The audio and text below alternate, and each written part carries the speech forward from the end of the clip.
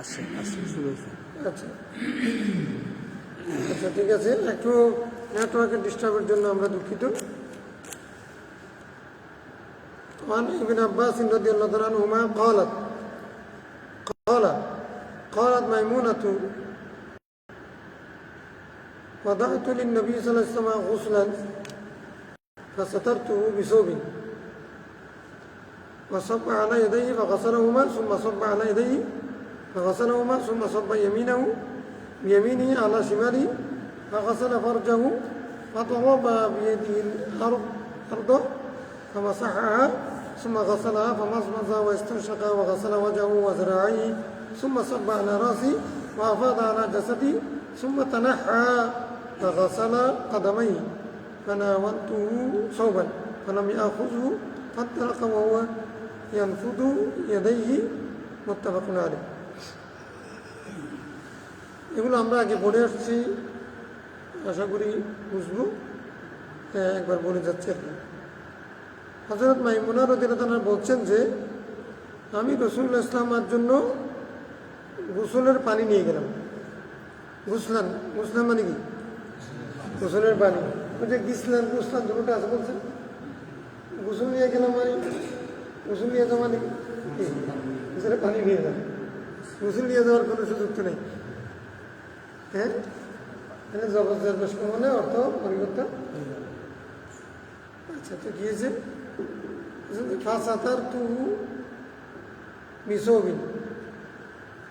তারপরে আমি কাপড় দিয়ে তার জন্য সতর্ক করে দিলাম। হ্যাঁ, তারপরে ওয়াসাব্বা আলা ইয়াদাইহি, তখন তিনি তার ডান হাতে পানি ডাললেন, ফাগাসালাহুমা, তার দুই হাতে পানি ডাললেন, হাত দুটা ধুয়ে ফেললেন। সুম্মা সাব্বা আলা ইয়াদাইহি, তারপরে উনি আবার হাতে পানি ডাললেন, ফাগাসালাহুমা, আবার ধুয়ে ফেললেন। সুম্মা সাব্বা বিয়ামিনি আলা শিমালি, তৃতীয়বারে গিয়ে ডান হাতে পানি ঢেলে দিলেন বাম হাতের উপর, ওই বাম হাতে আবার তিনি তার লজ্জাস্থান ধুইলেন। ফাদারাবা বিয়াদিহিল আরদ, তারপরে হাত ধোয়ার পরে তিনি মাটির মধ্যে হাত মারলেন, ধোয়ার পরে আবার মাটির মধ্যে হাত মারলেন, মাটির মধ্যে হাত মেরে ফামাসাহা, সে হাতটা উনি আবার মশা করে দেবেন। সুম্মা গাসালাহা, তারপর সেটা আবার ধুয়ে ফেললেন। ফামাস মাজা, তারপরে কুলি করলেন। ইস্তান শাখা, নাকে পানি দিলেন। গাসালা ওয়াজাহু, চেহারা বরফ দিলেন। ওয়াজরাইহি, দুই হাত ধুইলেন। সুম্মা সাব্বা আলা রাসি, মাথায় পানি ডাললেন। ওয়াফাদা আলা জাসাদি, সেই পানি পুরো শরীরে পৌঁছে দিলেন। সুম্মা তানাহা, তারপর সেই জায়গা থেকে আবার সরে গেলেন, সেখান থেকে আবার একটু সরে গেলেন। ফাগাসালা কাদামাইহি, সেখান থেকে সরে তারপরে তার পা মুবারক দিলেন। আচ্ছা, ফানাওয়ালতু সাওবান, আমি তাকে একটা কাপড় দিলাম শরীর মোছার জন্য। ফালাম ইয়াখুয, তিনি সেটা নিলেন না। ফানতালাকা, তিনি একটু সেই জায়গা থেকে হেঁটে চলে গেলেন। ও ইয়ানফুদু ইয়াদাইহি, এবং হাত দুইটাকে ঝাড়তেছিলেন, এভাবে করে হাত দুইটা ছেড়ে ঝাড়তেছিলেন। কাপড় না নিয়ে উনি হাত ঝাড়তেছিলেন। এগুলো কেন করলেন? হাদিসের মধ্যে এক একটা কেন হলো, অবস্থার প্রেক্ষিত হয়েছে। প্রথম কথা হচ্ছে, গোসলের পানি আসার পরে রাসূল ইসলামকে উনি গোসলের আগে সতর্ক করে দেওয়া, একটা সুতরা দেওয়া, পর্দা করে দেওয়া, এটা হচ্ছে গোসলের সময় মানুষ, যেহেতু মানুষের লজ্জাস্থান দেখা দেওয়ার সম্ভাবনা থাকে, এই কারণে খোলা ময়দানে গোসল করা ঠিক না, ঠিক আছে না? এটা একটা বিষয়। 2 নম্বর বিষয় হচ্ছে, রাসূল ইসলাম তার প্রথমে হাত ধুইলেন, এটা আমরা পড়েছি। তারপরে আবার বাম হাত ধুইলেন ভালো করে, এটাও পড়েছি। তারপরে উনি ওই বাম হাত দিয়ে লজ্জাস্থান ধুইলেন, এটাও পড়েছি। এখন আসছে তারপরে আবার বাম হাত এটাকে মাটিতে মেরে এটা মাসায় করলেন। তার মানে হলো অর্থাৎ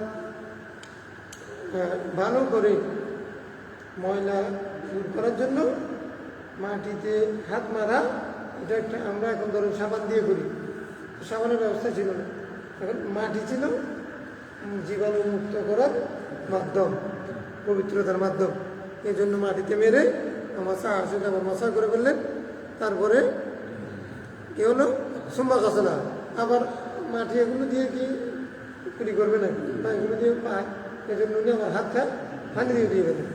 তারপরে নামাজ মাজা কুলি করলেন, নাকে পানি দিলেন, চায়না দিলেন, উজু করলেন আর কি। তারপর পুরো শরীরে পানি ঢেলে দিলেন। তো পুরো শরীরে পানি ঢালার পরে এখন উনি আমার একটু সরে গেলেন, কারণ জায়গাটা তেমন হবে যে ছিল যে যেখানে পানিগুলো জমে আছে, ময়লা পানিগুলো উজুরের পরে পায়ে মুস্তামানাগুলো জমে আছে। এখন কি করবে, সেখান থেকে উনি সরে গেলেন। কদম যদি সেখানে দই, তাহলে আগের মায়ে মুস্তামানা এবং এখন একই হয়ে যাচ্ছে, উনি সরে গেলেন। আকাশালা কদমাই সরে তারপরে গিয়ে কদম দিলেন। হ্যাঁ বলতু আমি তাকে কাপড় দিলাম গা মোছার জন্য, তিনি গিয়ে কিন্তু সেটা নিলেন না, তিনি হাঁটা শুরু করলেন।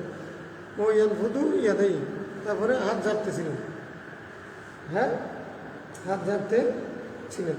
এর মধ্যে কোনো একমত থাকতে পারে, কেন কাপড় নিলেন না, এমনি তিনি তো কাপড় ব্যবহার করতেন, গা মুছতেন। এটার একমত হতে পারে এরকম যে উনি অর্থাৎ হাতের মধ্যে পানি যেগুলো গোসল করার পরে যে পানিগুলো ছিল, এগুলো দিয়ে যেহেতু বা এই মুস্তামালা এগুলোকে কাপড় দিয়ে মুছে এগুলিকে উনি ঝেড়ে ঝেড়ে মানে নিজের সন্দেহ দূরীভূত করেছেন এবং মানবভাবে পবিত্রতার জন্য চেষ্টা করেছেন। এরকম কিছু হবে। তো এটা আমাদের জন্য আবশ্যক না।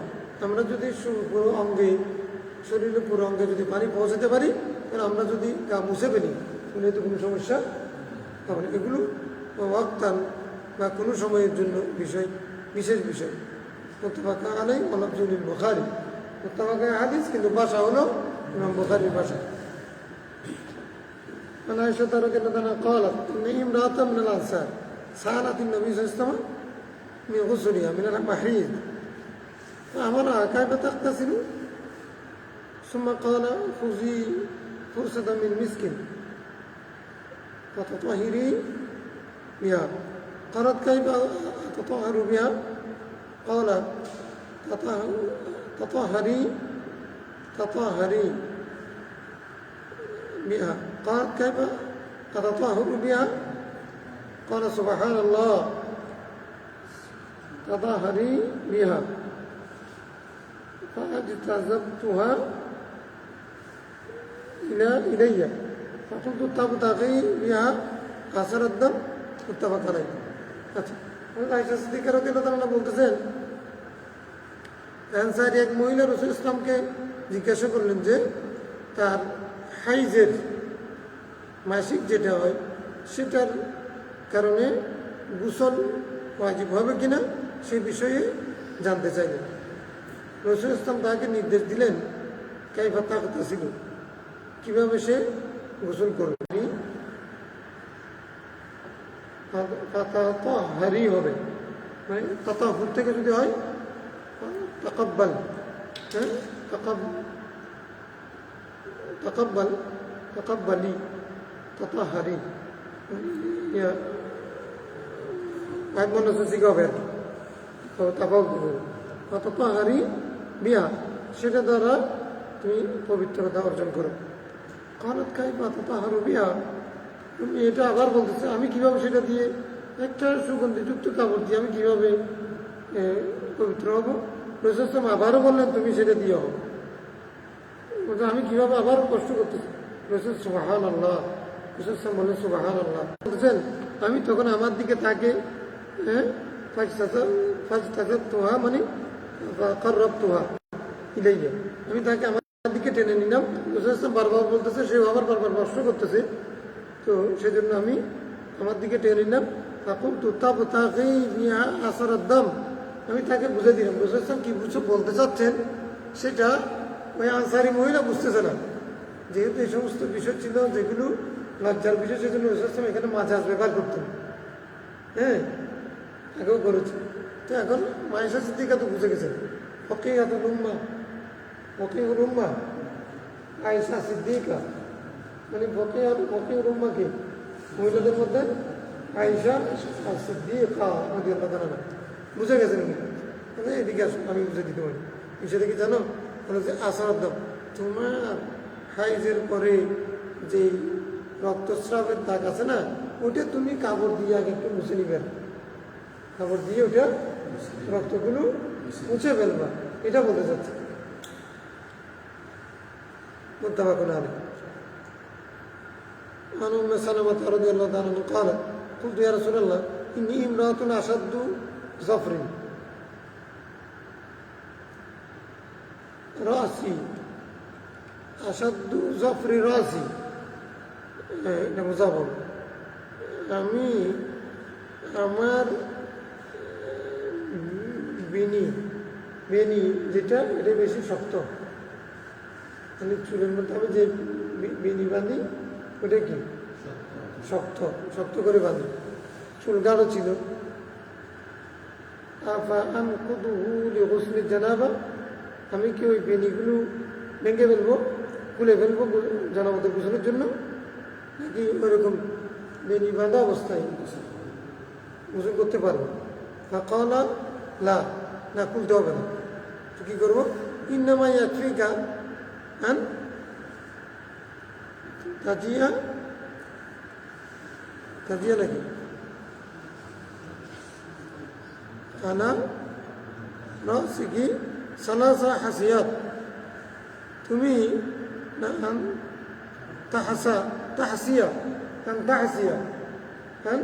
তাহসিয়া তুমি তোমার জন্য এই যে এটা যথেষ্ট যে তুমি তোমার মাথার উপরে 3 কুশ পানি ঢেলে দিবা, 3 কুশ পানি, সালাসা হাসিয়া তুমি 3 কুশ পানি ঢেলে দিবা, এটা তোমার জন্য যথেষ্ট। তোমার তুফিদিনা আলাইকিন মা, তারপরে সেখানে তুমি কি করবা, তোমার গায়ের উপরে পানি ঢেলে দিবা।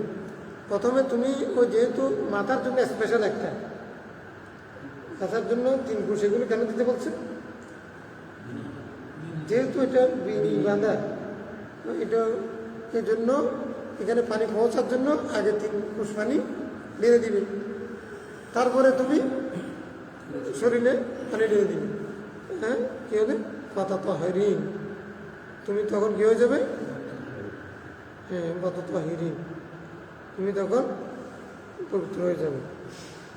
পাতা তো হারিন, পাতা তো হারিন হবে, পাতা তো হারিন, তত হারা এত তো হারু, হ্যাঁ, তত হারি না। رواه مسلم. عن انس رضي الله عنه قال كان النبي صلى الله عليه وسلم يتوضا بالمد ويغتسل بالصاع الى 5 امداد متفق عليه. রাসূলুল্লাহ সাল্লাল্লাহু আলাইহি ওয়াসাল্লাম এক মুদ দিয়ে উযু করতেন আর এক সা দিয়ে গোসল করতেন, এক সা দিয়ে গোসল করতেন।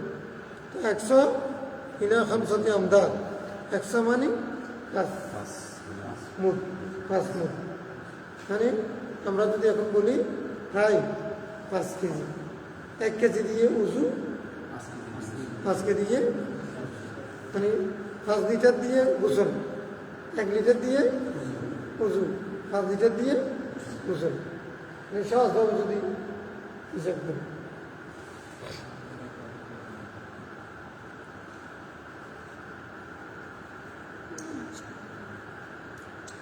সর পরিমাণ আমরা তো এখানে বলতেছি যে 2 কেজি 200 গ্রাম, হ্যাঁ, 2 কেজি 200 গ্রাম মানে নিঃস্ব সার,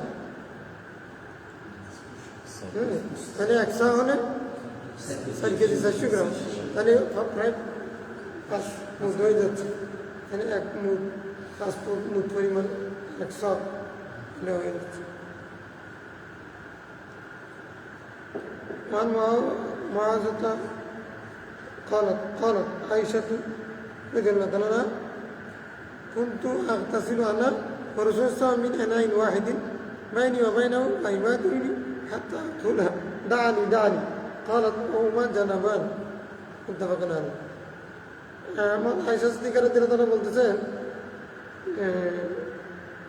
আমি এবং রাসূল ইসলাম একই পাত্রে গোসল করতাম, মানে একই পাত্র থেকে পানি নিয়ে গোসল করতাম।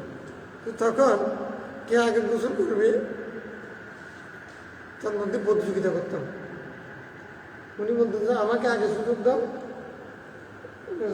আমাকে আগে সুযোগ দাও, দানি দানি দানি। তখন আমি বলতাম কি দানি দানি, আমাকে সুযোগ দেন, আমাকে দেন। দানি দানি মানে কি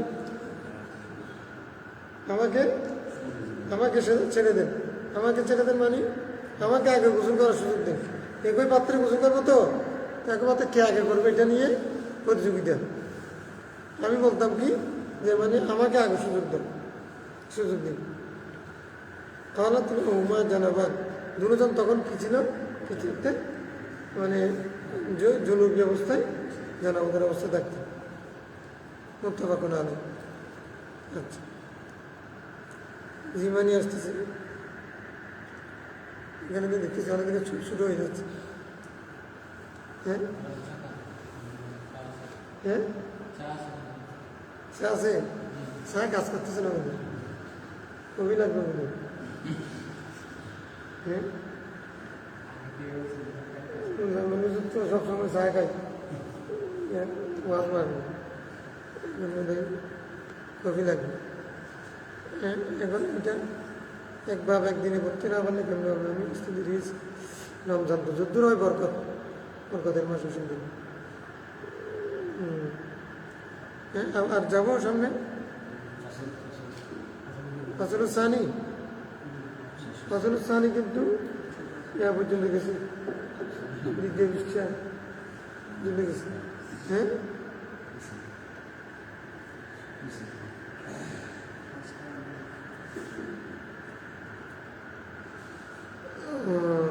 ফাসলুসানি শুরু করি না। আনা আয়েশা রাদিয়াল্লাহু আনহা قال سئل رسول الله عن الرجل يجد بللا ولا يذكر احتلاما قال يغتسل وعن الرجل الذي يرى انه قد احتلم ولا يجد بللا قال لا غسل عليه। পরিষ্কার কথা, স্বপ্ন দোষ হয়েছে, কিছু দেখে নেই, মানে আর্দ্রতা অনুভব করে নেই। আর্দ্রতা মানে কি জানে জানে, বীর্যপাত হয়নি, গোসল নেই। আর যদি বীর্যপাত হয় গোসল আছে, সোজা করে। আনান মারাতে তারা জালিকা গোসল, ওই হযরত উম্মে সুলাইমের হাদিসটার অংশটা আবার আসছে। মহিলাদেরকেও কি গোসল হবে? রাসূল সাল্লাল্লাহু বলছেন হবে। ইন্নান নিসা শাকাইকুর রিজাল, কেন হবে না? মহিলারা কি পুরুষ থেকে আলাদা নাকি? মহিলারা পুরুষ থেকে আলাদা না তো।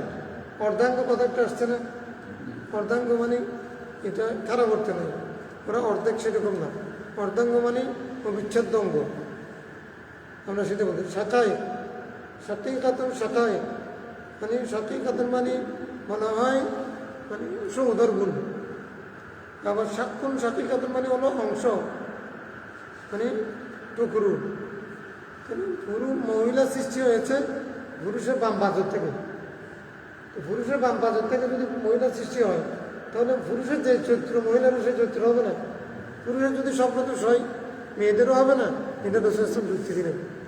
ইন্নান নিসা শাকাইকুর রিজাল, ইন্নান নিসা শাকাইকুর রিজাল। মানে পুরুষের যেরকম অনুরূপভাবে সেটা তার নজির।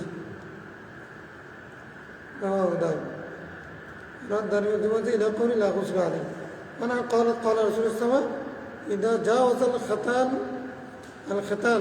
وجب الغسل।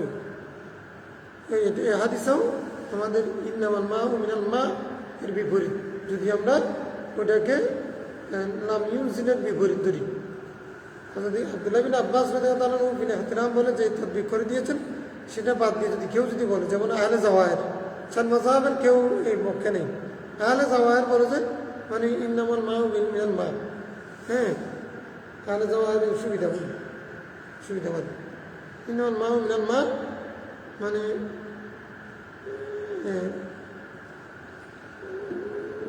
কি হবে? পানি, পানির জন্য পানি প্রয়োজন। কিন্তু রাসূল সাল্লাল্লাহু আলাইহি ওয়াসাল্লাম বলতেছেন ইদা জাওয়াজাল খাতান, যদি লজ্জাস্থান আরেক লজ্জাস্থান অতিক্রম করে,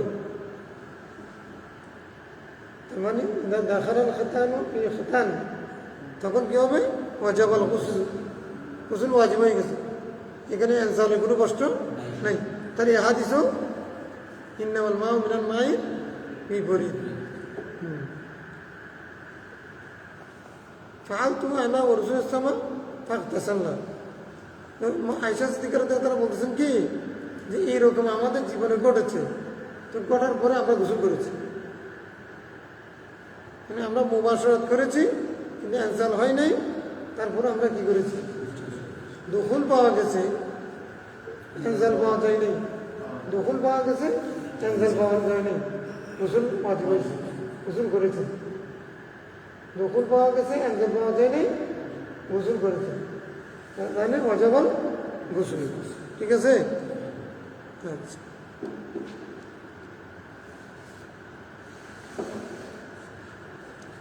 ঠিক আছে। আমার শুনলাম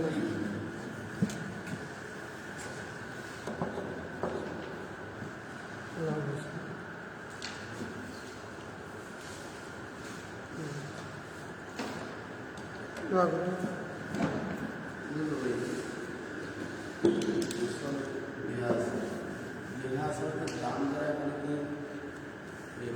শুক্র বা কাপড় যদি যেটা প্যাট এটা কোনো রকমের সাদৃশ্য অবসাদৃশ্য আছে, বিয়াসের দাম।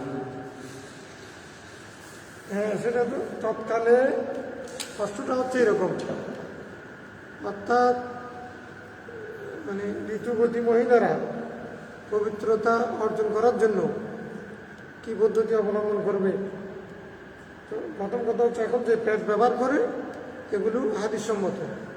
তখন কাপড় ছিল, এটাকে আধুনিক এখন রুই দ্বারা করা হয়েছে, হাদিস সম্মত। এক। দুই নম্বর হচ্ছে যখন পবিত্রতা বিশেষ করে পবিত্রতা অর্জন করবে তখন করবে কি, তখন যেখানে যেখানে মানে রক্তের দাগ আছে সেগুলো আগে দিয়ে কাপড় দিয়ে মুছে ফেলা, তারপরে গোসল করা, সেটা দরকার। কি জন্য? সেটা আবার এখানে আবার কথা আছে, এখানে কথা গোসলের সময় যুগে কেন করেছেন? তখন তো এরকম সাবান এতগুলো পানির ব্যবস্থা ছিল না, সে কারণে আগে যেখানে দাগ লাগছে সেটা আগে সারা ফেলতে হবে। এবং এমনও পর্যন্ত আছে যে মানে এরকম টুকরা দিয়ে খুঁটি দিয়ে বীর্য ফেলে দেওয়া। তো এটা পরিষ্কার করার বিষয় হচ্ছে যে পানি তো তাদের অ্যাভেলেবেল ছিল না, সেই কারণে তারা আগে ওইটা ফেলে দিলে এখন পানি ঢেলে দিলে হয়ে যাবে। এখন যদি ওইটা কাপড় দিয়ে যদি আগে না মুছে দাগটা, তাহলে এখনো যদি পানি ঢেলে দেয় তাহলে রক্ত থেকে যাবে, দাগ থেকে যাবে।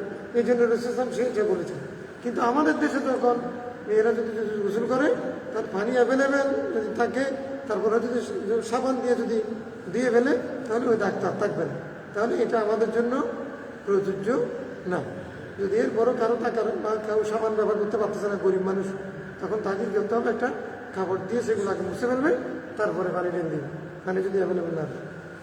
আমাদের দেশে বর্তমানে মহিলাদের বেশিরভাগ মাসলা হচ্ছে গোসল আদায় হওয়ার জন্য কাপড় ভিজে শর্ত। এখন পুরো শরীরে পানি গেছে কিন্তু অনেক সময় শীতকালে কাপড় ভিজে নাই, ওই দ্বারা কি তার গোসল আদায় হয়ে যাবে? শরীরে যদি পানি পৌঁছে, কাপড় ভিজে নাই, কাপড় ভিজার সাথে কোনো সময় কাপড় না ভিজলে কাপড়টা পাক হবে না, কাপড় অপবিত্র থেকে যাবে, থেকে যাবে। আর ন্যাংটা করা গোসল করা তো যায়, যদি বা সেটা ঠিক না। ইউনিয়নের মধ্যে ন্যাংটা গোসল করা যায়, পানি এমন না যে যেটা আমি কাপড় শুদ্ধ দেবো, তখন আমাকে তো পবিত্র হতে হবে। হ্যাঁ, মানে কাপড়ের সাথে কাপড় পাক হওয়া আর বদন পাক হওয়া এক জিনিস না। সব পানি ফাঁসব বা আনা জেসা দিই, শরীরের উপর পানি ঢেলে দিয়েছে, ঠিক আছে না? শরীর দুধ এখন কাপড় সাথে যদি না ভিজে তাহলে কাপড় এটা অপবিত্র হয়ে যাবে।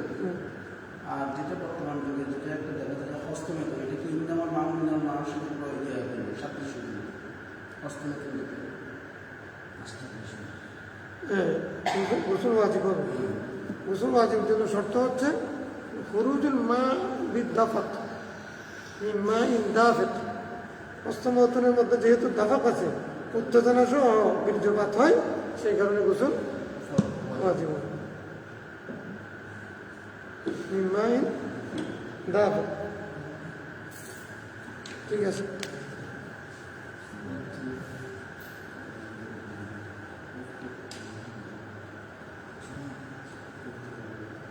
খেলাটা রেকর্ড লাগতে